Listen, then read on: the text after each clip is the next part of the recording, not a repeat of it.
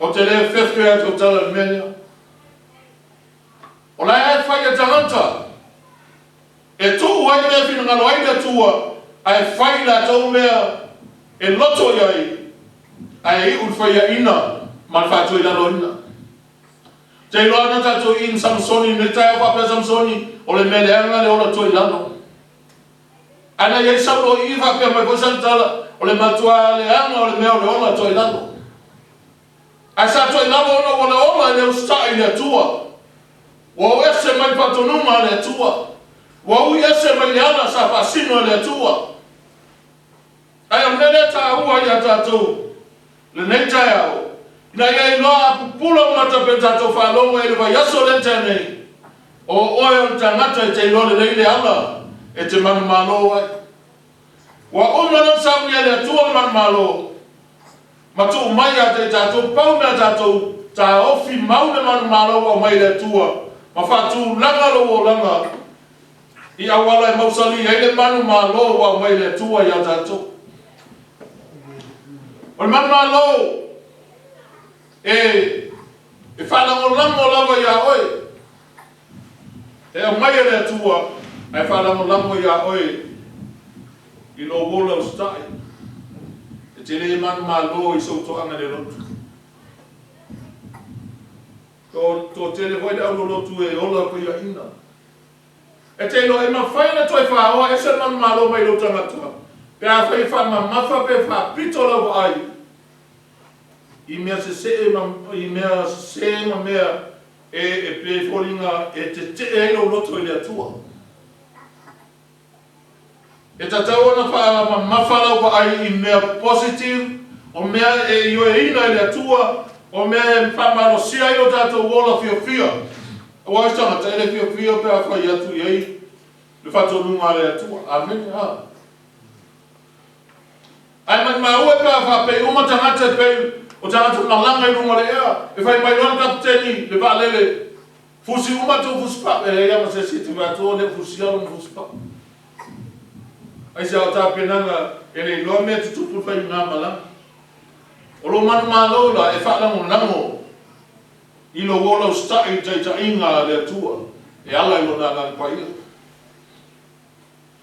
O lo whakalau mai I tusi o Kalatia, aluenga o tino. E a tangata e tinganga I mo talia I esu la eto I lalo aluenga o tino. Ona se la wana na isa vavali ai. Te lo fai mentala Paulo I a Kalatia tatu sa vavali le anganga. Ona le whaia le tātou o mea le tino. Awa mea na e mafua mai a Satani. E whātoi la loina le o langa tangata I le popole a pe lotu pe le lotu. Amen a. So. Ai a whai e te wha mafa pe wha pito tātou vai. Lau vai na tātou vai. I me te tea I upo le tua wa le tangata.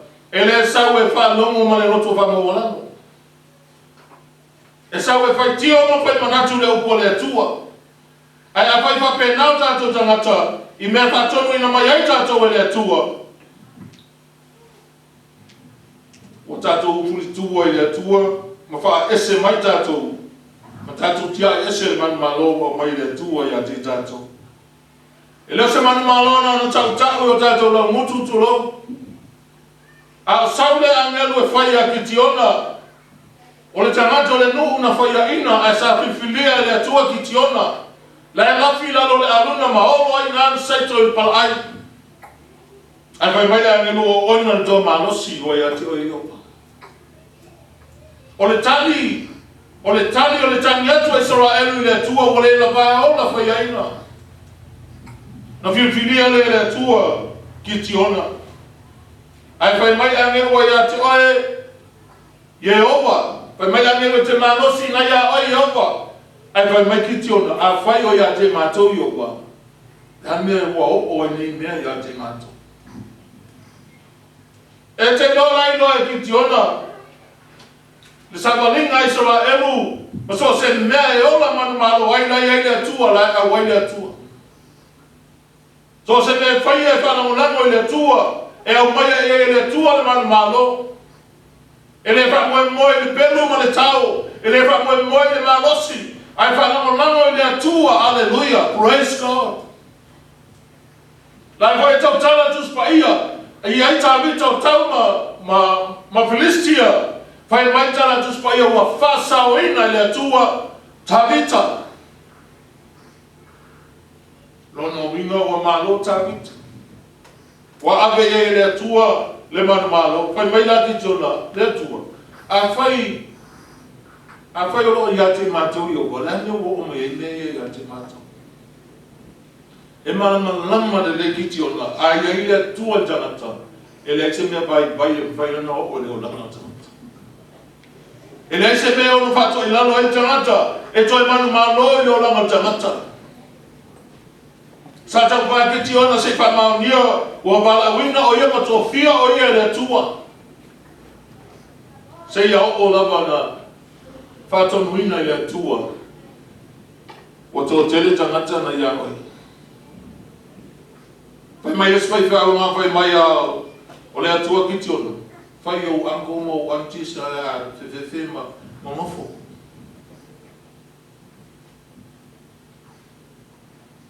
Na whai tau mai le au tau ato tele se i o a pa ui whapa una lo ngā tō se lau wanga o makiti ona i tau ele tau. Tangato lo iai o lato loto. Le tangato whanoto tele ina. Le tangata wana talia na manu malo mo i le atua. Wa sabali ma le whanangolanga i le atua. E le o ia a o le atua.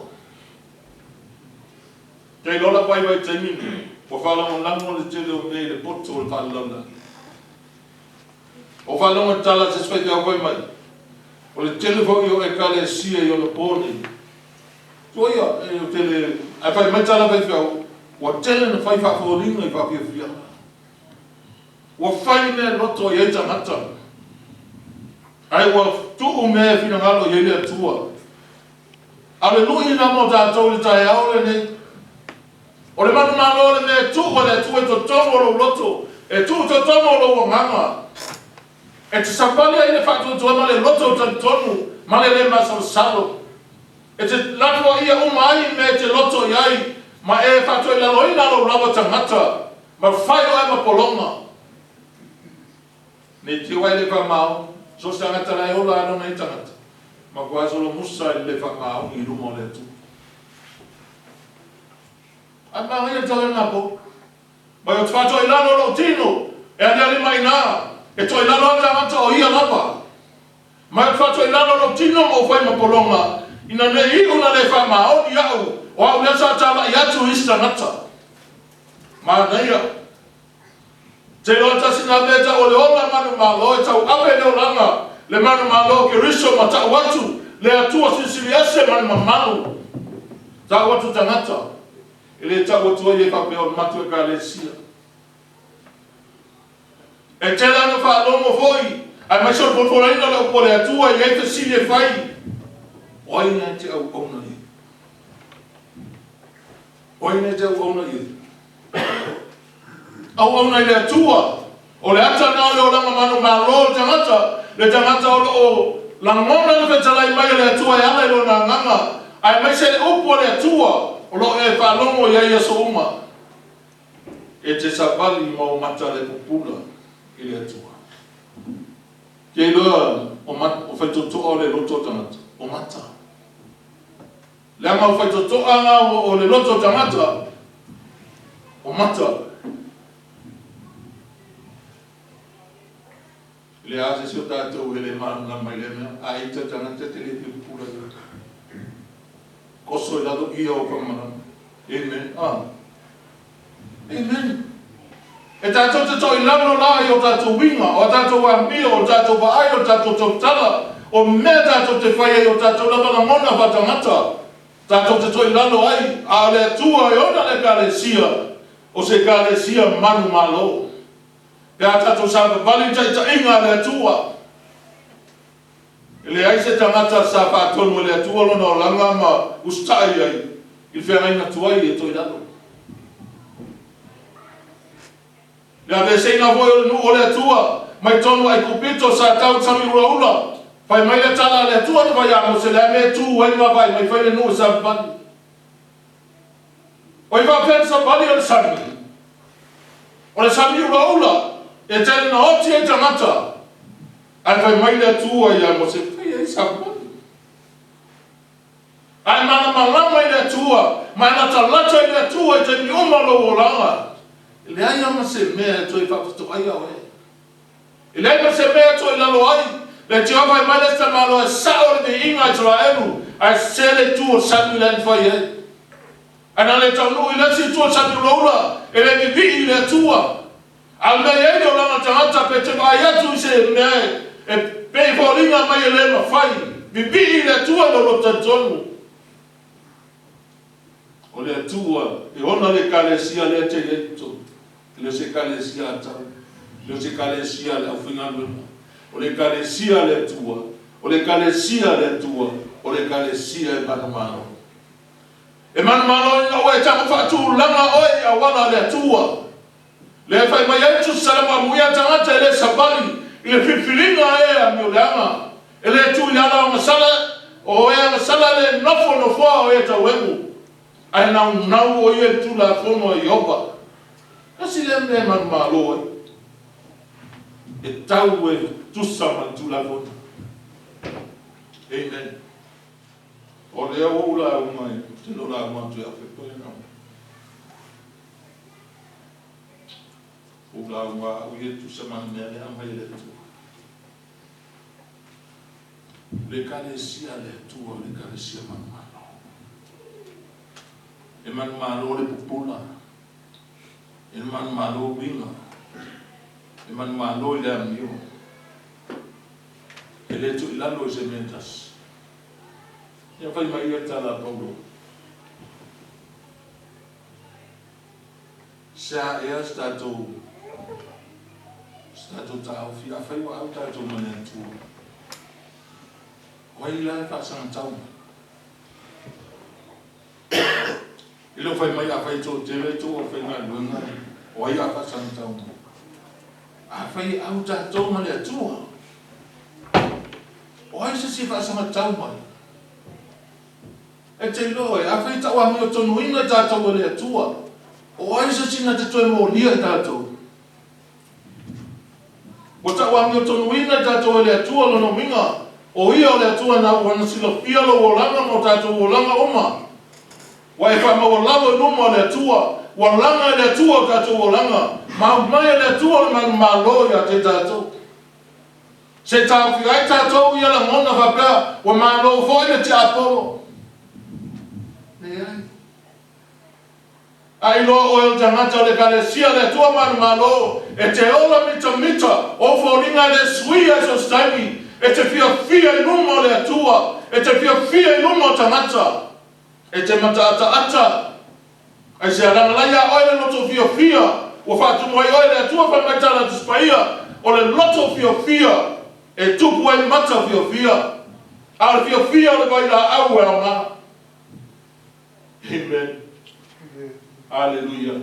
Ai vai a manu malo se au lalo lei. I tālo mai whai. E te vai atu e ho. Mo moi atua le si punga atu lunga o isi lai. Wa fusi papot poto mo fia.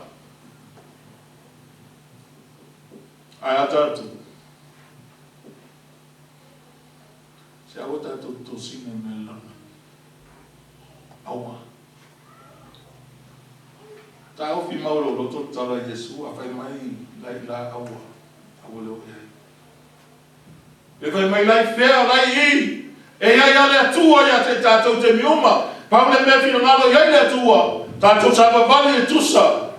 O le wala aua le atua i o tātou o lana. Ia tātou loto whakmawa lalo, ma whaia me whina ngalo ia ia tua. Hallelujah. Praise God. Ma ia te tātou le loto, ma le manatu sa ia Kristo Yesu. Na whaia ina ia le atua, ma whaia ngoi le suafa I sili. I suafa oma.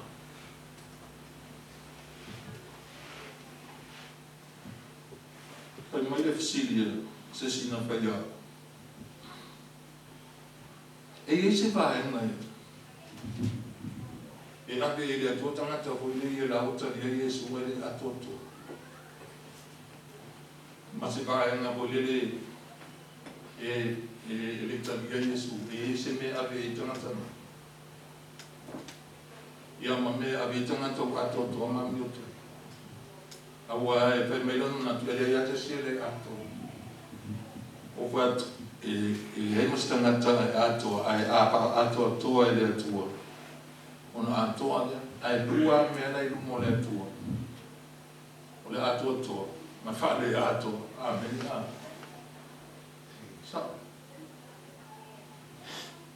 Tego, ata to bola ka to tua, ele ngata lo ai me ai mai. Le te ko ai me le o ai mata. E te lo le ia le tau unga lo bolanga, mai e lo ai me le lumo le to fa tu le, o te le lo apa wa me tau ma ko pau ye. O le me le fa sa tau Yesu fa ta sin pa ta fa pe mai pa ta le sai le tu tau tau. Le ali ia e o lo ma lo ma tu mai rau. Ai fa mai ta Yesu o le aso nei ta te whātasi mo oil protection. O whapele le loko i e te protection o i tanga tau Salamon whanga o lalo la tō loto. Au tō mantua voi leo tala voi le ia la salo len whai e Yesu. O la salo na e leo tua ngane na maalia marita. E ese le si la salo le sa papala ma samu matiba. E mai Yesu wa oti la salo on hanu lo le o sapai apara mo awoti mo wa anu se o o mena o vagu e ngata tato wele o te le me le tono e na pawa me o te toni ta pena lo wola i me o sa mbia le tua mo dato e mfai na e fai inga lo wola pe e amen mfai na fai inga lo wola pe e Vai tau pō toa lima, vai mai toa lima, so toa skulu, tau pō toa skulu, ai toa lima vālea, ko pō toa les toa lima. O le vālea rai awe ana o ngimo o ri, masua o lai tonu a o mana mōma.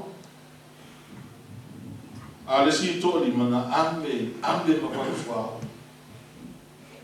Te rosa tangata poto e te ta ina e lena pa ia, lona. I whanongo lena pa ia.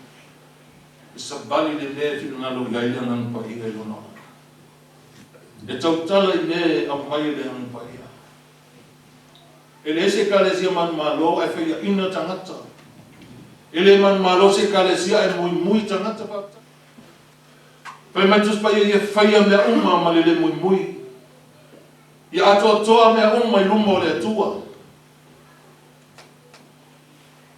o ka se matango fi le o lana tangata Kai tangwa whaata mea i hefa nuri lea tuma. Tusi se hata i lo mawhau, ma bia i oes tangata, e te sapani fia i lumo lea tua. Whaia mea whina ngaro i lea tua i o tatu o langa.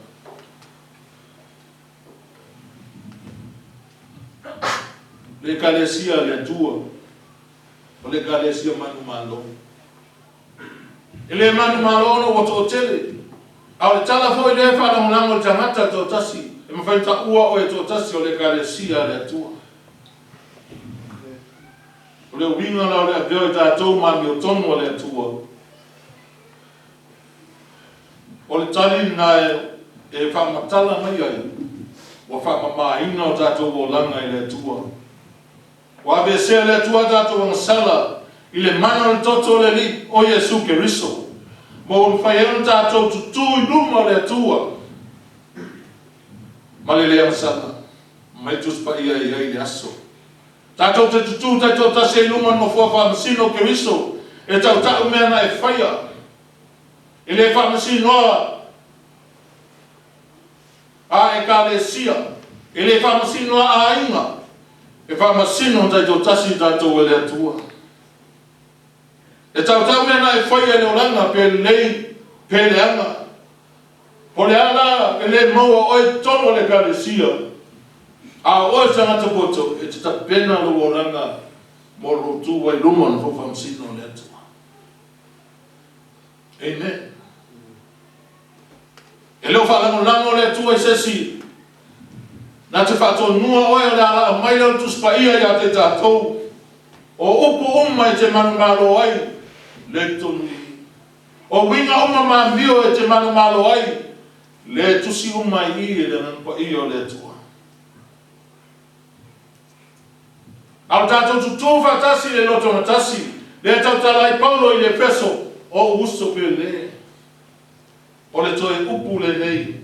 I au tau loto te tele i le lii. Au wale au noa. Loto tele le lii ma le malosi o lona mana. O futātou i o futau ato toa mai le tua. Ina ia mawhai o tātou te e iu whana te apolo.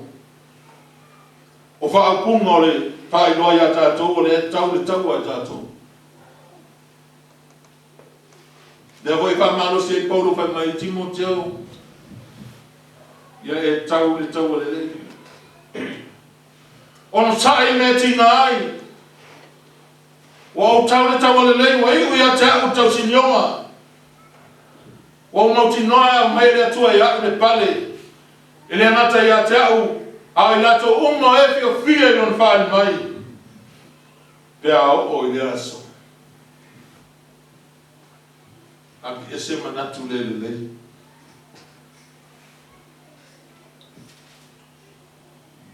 Aki ese o lava manatu.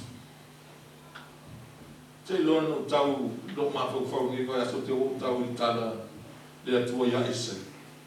O wala le o tau wala mo manatu. E te lo whale au ngai tangata ala le atua i o latu wala. O whaapito i lalo tangata manatu le atua i o latu manatu. La fua i tangata sala lo na ala. La fua i tangata mi le mau na manatu. Ai alu le atua. Alu se whaatonu e le atua. Te mna a biau e matangata manumano. O me le anga tau le toi lalo. E voi na whamatala e lia o me le anga le tau aso. Yang voi na whaalongo tari nga leo vai ni. E leo stala mana ia. Artala no whaalongo ia. E e toi ina. Na tangole lona tali i. Abe e whaksaka. Na whaia. Ai sa tunga jamal moa. No, ai leo langa moa ka ngungu le iwi pe metoina. Ai nga me pao. Ai whai mei al tala tam. O whai tau e. Au whai. O i o whai tau au whai saka. O tala ang whamatala tangata ona lu. Pai mai o fai saka oe, a fai tau ai le lo o pona i le moa lai. Pai le leanga o tau as.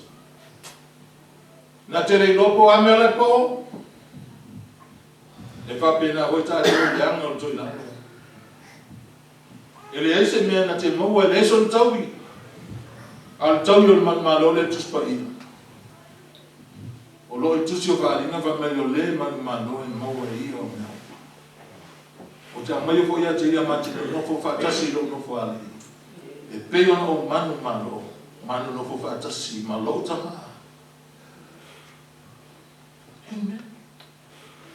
Ta ua le ola on sa. Ta wivi. Ele ese ne ta wivi ne no ne sa ta wivi mai. Al pau al me te na tuai sa tau no. Ma le no o le tua. Ai sa a wele tua. Au tātou whianga whau tātou te le tau, toi tau man tangata. Lo tātou tau ma haruenga le tia Apollo. Au le upule a Paulo se upule lei mo tātou o uso pe le. Lo tō te tele le li au o le unoa. Mai a ofu tātou i o tau ato toa. Mai le tua. Ia whaai loa o tangata taito tasio le kalesia. Lai tau hipi. Nā tau wipi umalama. A wai le to soa oe.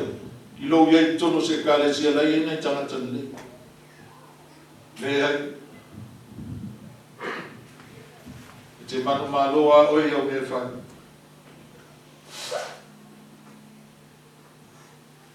Pai mai le tala tamalo saulo ia tāwi. Ta e te whai a miasi. Mai malo pera. Am vea o esta ngata o le tua, te whai nesi i mo le tua.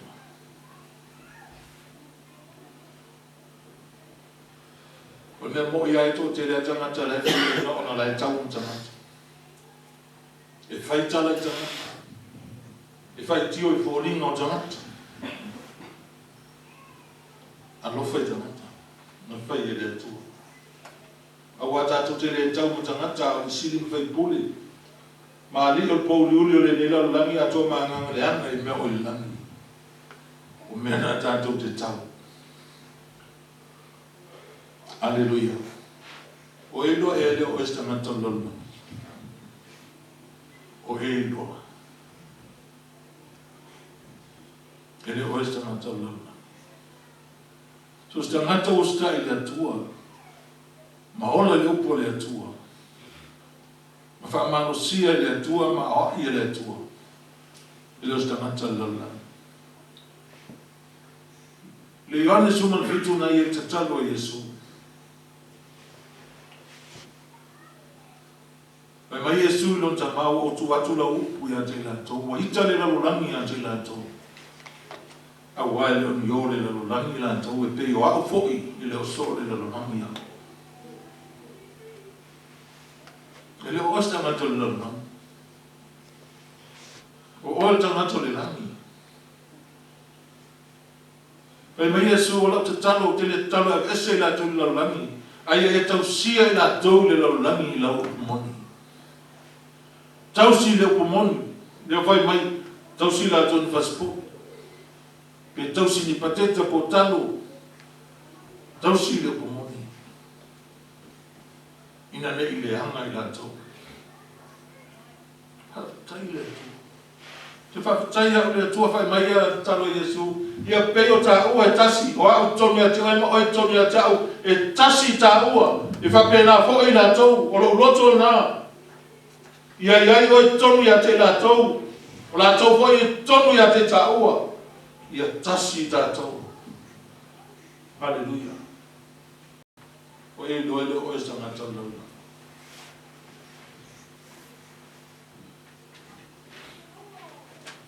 O le tau ala le kale si man malo. E le tau Valentino. E le tau Valentino. E le Valentino fo ia penga e le tau sapelu tulou se fana po se toi o ame pa pena. A mai Paulo ia bonito a mato au penga. E le Valentino e fa mamana e le tua e fa to ila loai manatu mama fo foma. O e fa sia e le upu le tua. Fata ua lo ye tono le a ina le tua. Fata ua lo ye tono le au tau le tua. E le aia se au tau e man malo se taua ai le whapipi ia ni pingi e mareni me kufa ingi ka ai man mea pena. Whata ua lo iai. Whapupula mata o lo wanganga pe on tato whalonga e. A vea o e stangata tau le leia le atua. A vea o e se kalesia le atua e ola manu malo. Ina wa e loa umana au mai le tua le manu malo. Mai Paulo e whakatai le tua o lena ia tu ina mai le manu malo. Tanu lo tātou o liki o Yesu Kiriso. Wa e ola manu malo e.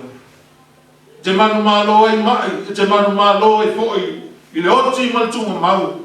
E te manu malo e le mona vai. Te manu malo e le whanoa noa. E te manu malo e so se mea. O lo whasangatau mai lo o langa. Watu mai le atua ia te tātou le manu malo. O tātou manu malo ia i mea uma. Ona leo o lofa mai a te tātou. Hallelujah. Hallelujah. Praise God. Au e te whatamana le angai leo moe satani. Lai fo i tau satani ia. O lai tau mai a te tātou. Pai mai tala tuspai a whautau ta matala. Ona leo lo fai o tau maona fili. Lo fe alua i pe se leona tangi. E maua sesi. E leo fai mai e sa ili sesi e u. Sa ili sesi e sa e. Wa a unga malonga ya kuna ngani. Alsa e, on mo kwa fa le anga. O lo fe alua i sa tangi e pe se leona tangi. A lou, man malo whakawau na pia. O lo pipi le tua. Ma lo I loa le leio le tua.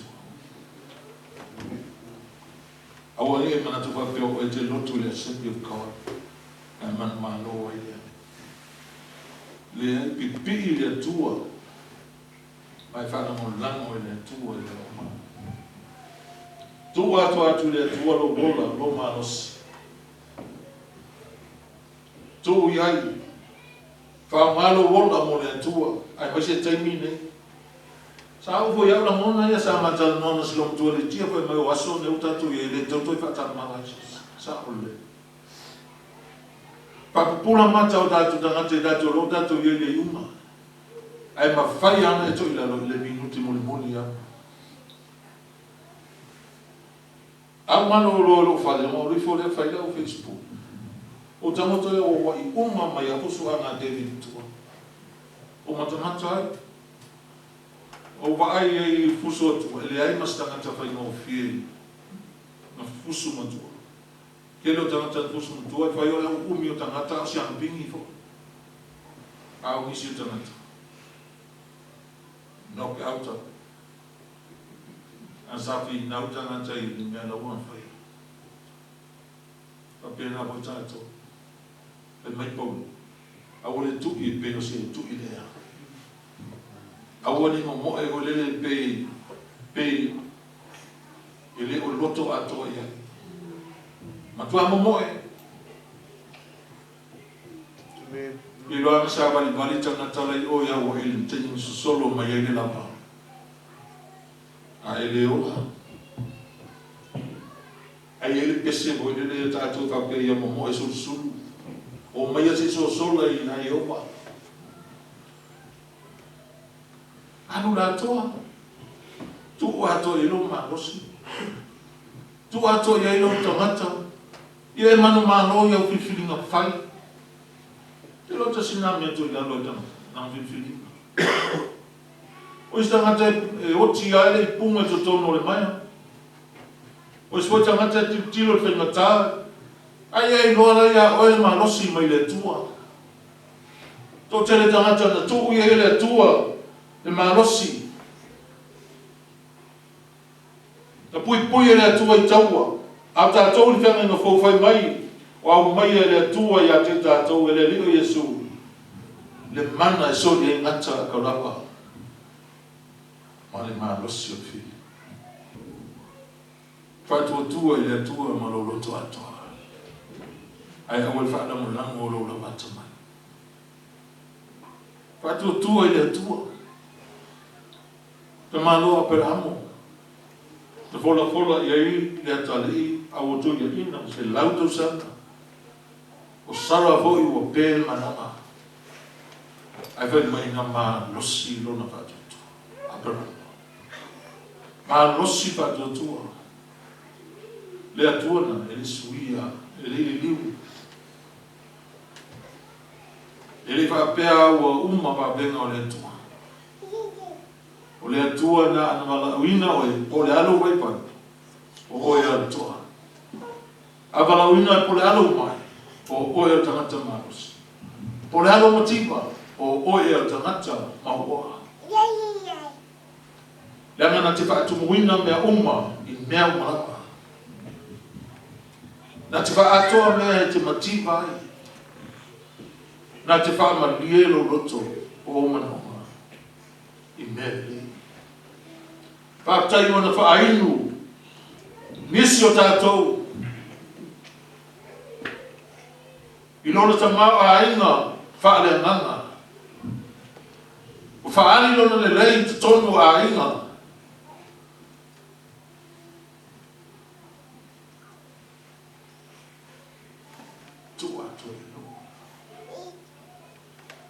Tu ato ia. Mai whaatali I le atua ma reo sa. Awala wawena e musu pia wapete te talo. Ai tuai tali mai. O iho le atua poto e saudon tangi. Amen. E saudon tangi. Alfe awo tātou nei asu. O le ka le sia le atua, le ka le sia panmano. ai ba ai ole ai tau pa te le kalesi tu lai ma le kalesi o la to ma e mo la to sa te le kalesi al fe au le tua mo tanto la le kalesi ma o le kalesi le tu o le kalesi lo fa pe ngaina le tua lo fa fa ngaina le tua ma mai le tua le manna ma nosi e te ono sai ai, e te tau bidi ai. Se iau ana e whanongo, i se tengi, le au auna le rei e mani whamau. Whai ua tula tala tala Iesu. Pai mai rau so o lato si, lali i, o a whea o mai na tanga, o a whea po i se toi e whio mai ai.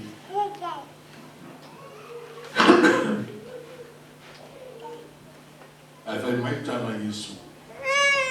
Ia o tau ni whaseina o tau se tasi. O le popo lenga nā leire ni. Ni whaseina o ai. Tō tene la au mairi.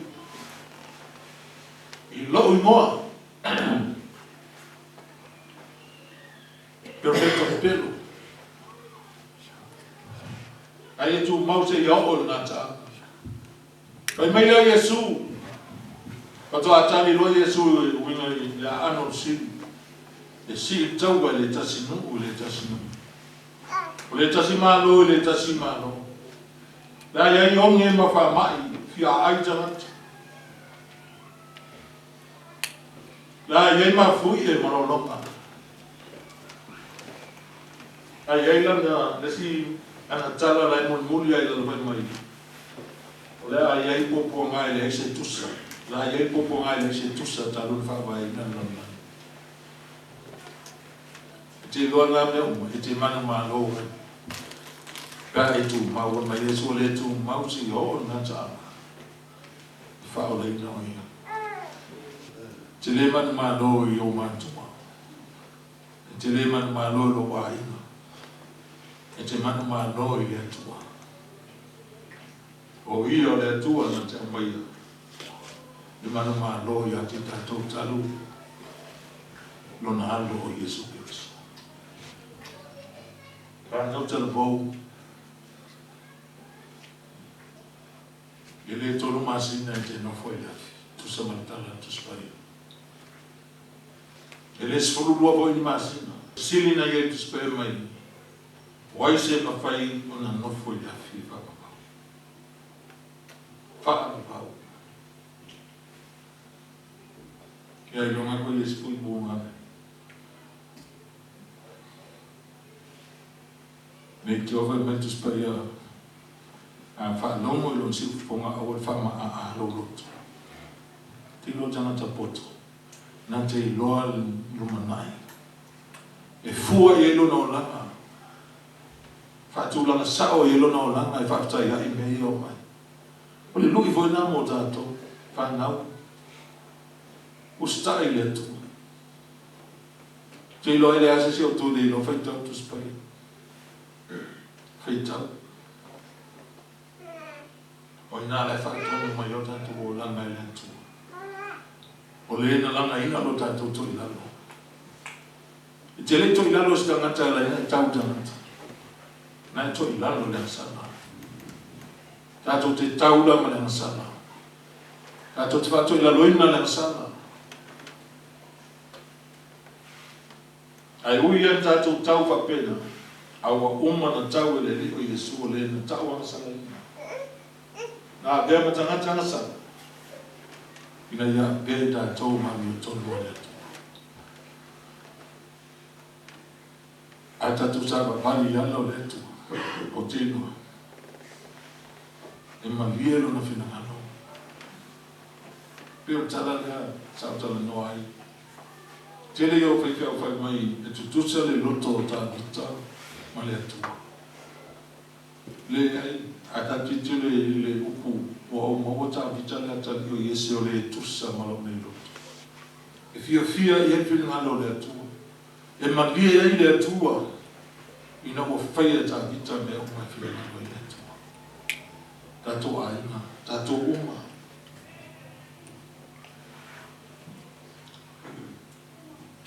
Iei aso, o lo sau de aso.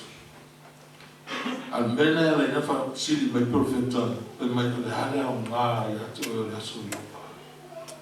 I leo se aso le le. I leo se aso e oli e tangata e whailo na loto. I leo se aso mai ma lo i tangata la i la mai ola i ona manatu. A lo sau de aso. Ta pena iai, e te le alu le langi i sau pāte se tongi ni au tupe pe i la te. Ai ola lofa i atu. Ola wha maoni i atua. Ola sauni. Mo le fio mai o le lifa olo Yesu. Kai mai paulo e a Tesalonia. O tau doa le aso le li sa u pio le ngoi. Awa ni tō whapeani o lo file mōni maua o tō le whano whafose. Ta pena. Ola pele manu mano ona amwele li. Ola le manu mano o tō mai ke riso mo ai. Te anu ai, si ilo lima i lunga i tono lo fale po fete i ai. Te lo ai le winga na le hatana le tangata manu mano. Au, e mai ia le ua umal taimi ala e sili lunga ai o. Hano lunga le lima oso. Hano. A malona, e ngate la lune. Ai o ai lo manu mano, fai mai paulo melea. O te le vai vai ai o ia tau au na umata ngata i fafo. Ai fafo wina le tonu i le aso ma le aso. E meo lo matu sanga pali i mele o ai ai le mai o wa mea i ai mai. E ma vai. A mele vai e fau pau. Uniele atu e uroto. Tato ufi nau. Tato tomo fai fatasi. O oea. Taua oe. Mo oe. Ai hosi na so ani le restaurant. Ai hepe se al loto i tifapia o tau e fia sau i le ola lunga. Fi nau i po ma o ma le fi ngā. Fili ngā. Awal fa fi le mu. A fai o te fia pese mo no fo. O no fo nga lei au te no fo mo pese. O le langi. Langi. O e sao.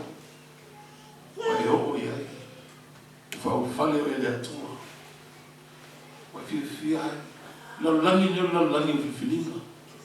Le winga no tala fa di ali mai a o e tangata. O le fa pia ma fa winga. O te kia o e fa pia. Iki fa. Tau tua nā tātou whāna. A lofa i tātou whāna. Whātonu o tātou tiuti na nau mei le atua. O le kale tia le atua, le kale sia manu manu. Nei na mona lo roto o oi o tangata manu manu. Ai maise tangata le fi nau mo le atua mana whina. Lai ola i mele pina ngalo i le atua. Lai sapari i la mi o tono le atua. Lai fa maoni le atua. O wau tātou, e te le sau no tangata, e te sau ono le atua. O le loto matasi po i lai au mai e le atua, e lewa pe tātou te whaatasi. A le loto matasi tu whaatasi tu tusa o mai tangata. E lea i e tangata vai vai, po tangata e sile atulon manos. A le loto matasi tātou te mawhai ai mea manu. Whamunia le atua lo loto.